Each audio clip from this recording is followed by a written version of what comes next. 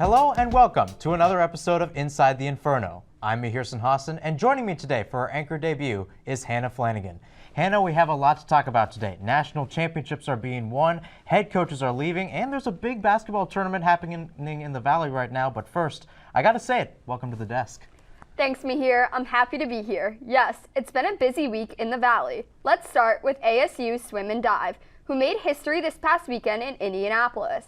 But after a stunning move, their coaching staff will be looking a little bit different going into next season. With more is Courtney DeWallaby. History was made last Saturday in Indiana as the #1 Sun Devil men's swim and dive team won their first NCAA championship title in program history. ASU delivered an excellent performance, winning 7 events throughout the week leading up to the big race, along with breaking 3 NCAA records.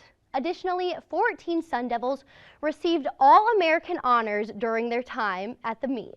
While every player played a role in this win, one standout swimmer was Leon Marchand, winning his 8th NCAA title, breaking his own record and winning the 200 breast title for the 3rd year in a row. Congratulations, Sun Devils, for this big win. Switching gears to the coaching staff, only 2 days after the championship, head coach Bob Bowman took a new job as the director and men's head coach at the University of Texas. But don't worry, they are in good hands as ASU alum Herbie Bem has been named the new swim and dive head coach. Bem has been an excellent associate head coach since 2022 and even swam for ASU back in 2010. It will be exciting to see how the program does next season, coming off of a championship win and a new coach running the show. Thanks, Courtney. This weekend, the best men's basketball teams in the nation are here in Phoenix for the Final Four. While ASU did not make the NCAA tournament, a former Sun Devil is back in the Valley playing for North Carolina State, who takes on Purdue tomorrow at State Farm Stadium. His name is DJ Horn, and Jack Bartlett has more about him. It's hard to look past the Cinderella run of NC State this season. Headlined by DJ Burns Jr., the Wolfpack have found themselves in the Final Four after winning 9 straight games. The former Sun Devil guard DJ Horn has been a big part of that success, finishing with 19 and 20 points in the last 2 games respectively. Head coach Bobby Hurley says Horn has always been an underdog-type player. DJ was a guy we never promised anything to.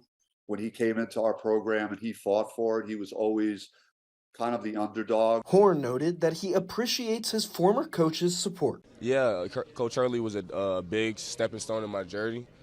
He definitely helped me open opportunities that I don't think I would have been able to got if I didn't go to Arizona State, and I definitely appreciate him for that. And he's definitely been hitting me up along this stretch that we've been going on. We knocked his guys off twice now, one in the tournament and then one in the NCAA tournament. So I'm sure he didn't probably like to see that, but being that it was me playing, I'm sure he was happy for me and everything. But I know he's gonna be at the game watching and everything, so it's good that he's supporting me. Head coach Bobby Hurley says he's grateful to have coached him. The reality is, I'm grateful and I'm thankful for having the opportunity to coach with my brother for 3 years, to coach with Nate Oates for 2 years, to have had DJ Horn in my life for 2 years and what he did for me at Arizona State, helping us get to an NCAA tournament. Horn and the Wolfpack square off against Zach Edey and Purdue on Saturday at 3 for a spot in the national championship.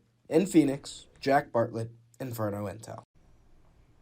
Thanks, Jack. Now shifting gears to ASU Baseball. The Devils have struggled with losses and some injuries to start the season, but managed to turn it around recently as they start a tough road trip this weekend. With more is Adam Coonan. Thanks, Hannah. Well, ASU Baseball has seemingly turned their season around after ripping off 5 wins in a row, highlighted by a series sweep over Cal and then a thrilling walk-off victory over GCU. So what's been the key for the Sun Devils as of late? Well, in spite of some injuries, players have stepped up off the bench to provide some clutch hitting for the Maroon and Gold. Some names to note: sophomore outfielder Kian Vu is starting to heat up with some more playing time, as he has a .500 batting average throughout his last 4 games played. Additionally, senior infielder Mario Demera has had his name called upon as injuries plagued the infield. He's held down the fort, hitting .375 while manning the third base position. The reemergence of the top of the lineup has created a winning formula for head manager Willie Bloomquist's squad. However, a tall task awaits the Sun Devils as they will head up to Corvallis to take on the 23-4, number 5 ranked Oregon State Beavers. OSU has an extremely deep lineup that ranks 11th in batting average and 18th in the nation in runs scored.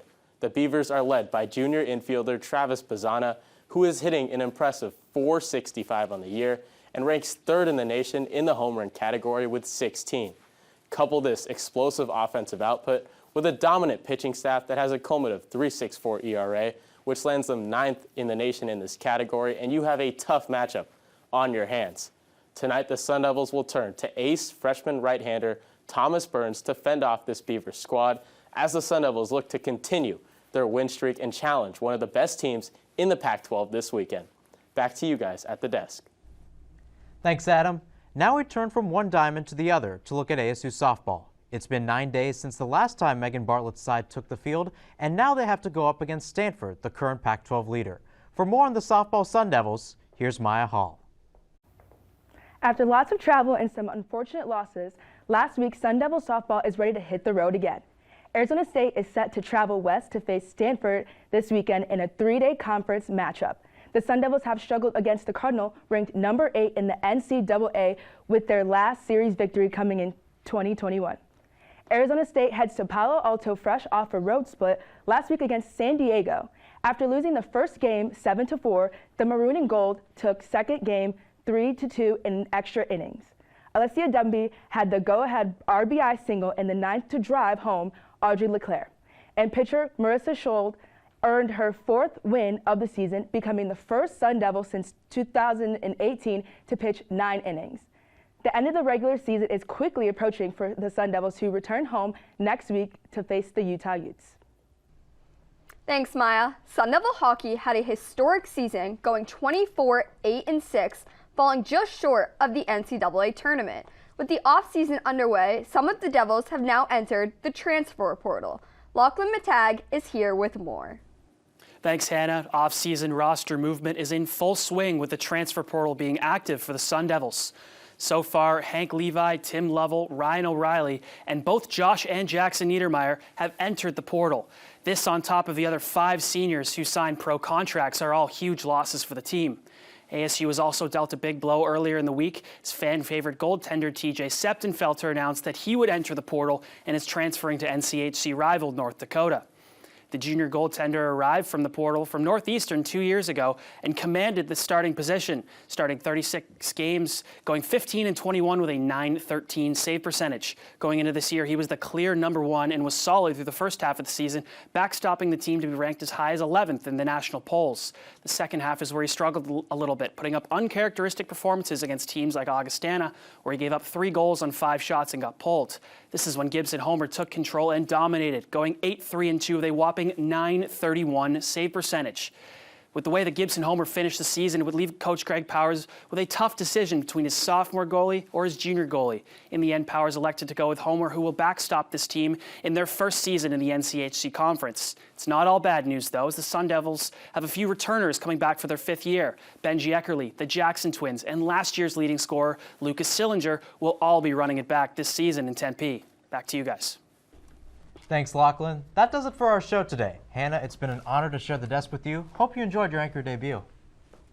For more content, check out our website, infernointelmedia.com, and at InfernoIntel on social media. From me, Kirsten Hassan, and our entire crew, I'm Hannah Flanagan. Thanks for tuning in to Inside the Inferno.